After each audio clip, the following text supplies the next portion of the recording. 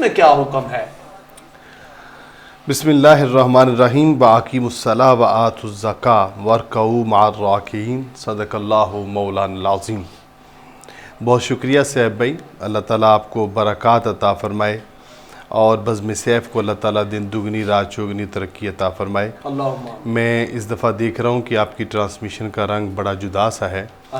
رات کی جو ٹرانسمیشن گزری جناب حضرت علامہ پیر طریقت راہبر شریف پیر سید شاہد حسین گردیزی صاحب، کمال گفتگو ہوئی، تو اللہ ان کو برکات عطا فرمائے، بہت خوبصورت گفتگو فرما رہے تھے۔ اور یقین کیجئے مفتی صاحب، عقائد کے حوالے سے لوگوں نے اتنے سوالات کیے اور فی البدی جو شاہ صاحب نے جوابات دیے کمال ہی کر دیا۔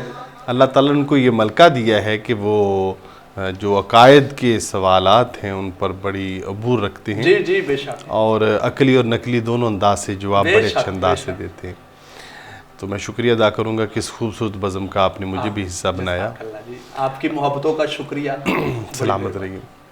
زکوٰۃ کے حوالہ سے جو آپ نے سوال کیا کہ زکوٰۃ کا لغوی معنی کیا ہے، تو زکوٰۃ کا لغوی معنی ہے پاک کرنا، جی جی، اور اس کا ایک معنی ہے نشو و نما، ٹھیک ہے، بڑھوتری، ٹھیک ہے، یہ لغوی معنی ہیں۔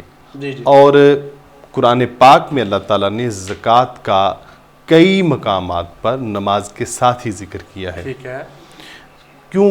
اس میں ایک فلسفہ ہے کہ عبادات دو طرح کی ہیں، کچھ عبادات بدنی ہیں اور کچھ عبادات مالی ہیں۔ تو اللہ تعالیٰ نے عبادات کا ذکر کرتے ہوئے جہاں اقیم الصلاۃ بدنی عبادت کا ذکر کیا، وہیں ساتھ ہی مالی عبادت وآتوا الزکاۃ کا بھی ذکر کیا کہ کوئی یہ نہ سمجھے کہ فقط نماز پڑھ دینا ہی عبادت ہے، ٹھیک ہے، بلکہ اس کو پتہ ہونا چاہیے کہ بدن کے ساتھ بھی دین کو ضرورت ہے اور مال کے ساتھ بھی دین کو ضرورت ہے۔ ٹھیک ہے، تو اللہ تعالیٰ نے قرآن پاک میں اس کو بہت مقامات پر ذکر کیا۔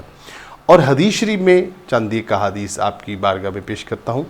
امام الانبیاء صلی اللہ علیہ وسلم نے زکوٰۃ کے بارے میں فرمایا کہ زکوٰۃ سے مال جو ہوتا ہے وہ پاک ہو جاتا ہے۔ ٹھیک ہے، زکوٰۃ جو ہے اس کا حکم دیا کہ امیروں سے لو اور غریبوں کو دو۔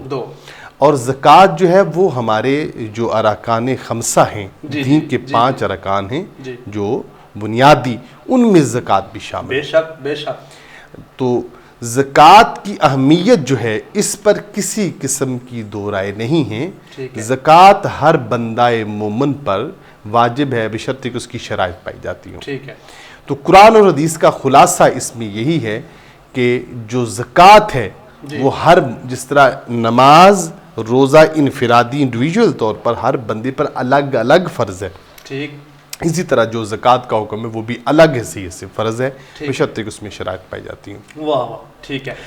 اب جہاں آپ نے سوال کیا کہ اس کا جو معنی ہے قرآن و حدیث میں، تو میں وہ بھی چھوٹی سی دو میں نے معنی ذکر کیے ہیں۔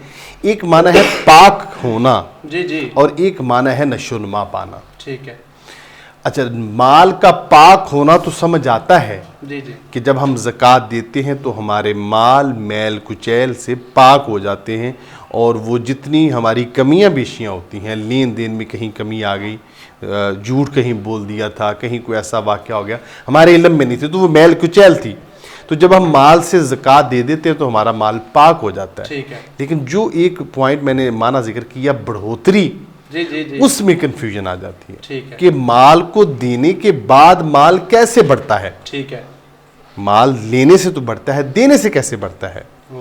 تو یہ ایک ایسا پوائنٹ ہے جس پر الذین یؤمنون بالغیب، ٹھیک ہے، کہ ایمان والوں کی یہ صفت ہے، ان کو کوئی بات سمجھ آئے یا نہ آئے، لیکن جب اللہ رسول نے فرما دیا تو آمنا وصدق، اسی طرح ہی ماننا پڑے گا۔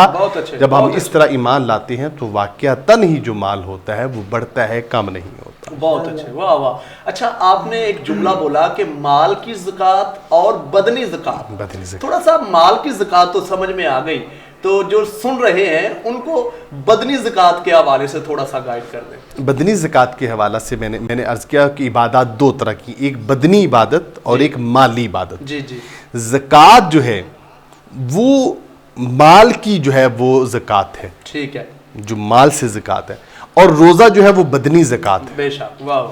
جب ہم روزہ رکھتے ہیں تو ہمارے بدن کی زکوٰۃ ادا ہوتی ہے. بہت اچھے. اچھا زکوٰۃ کی فضیلت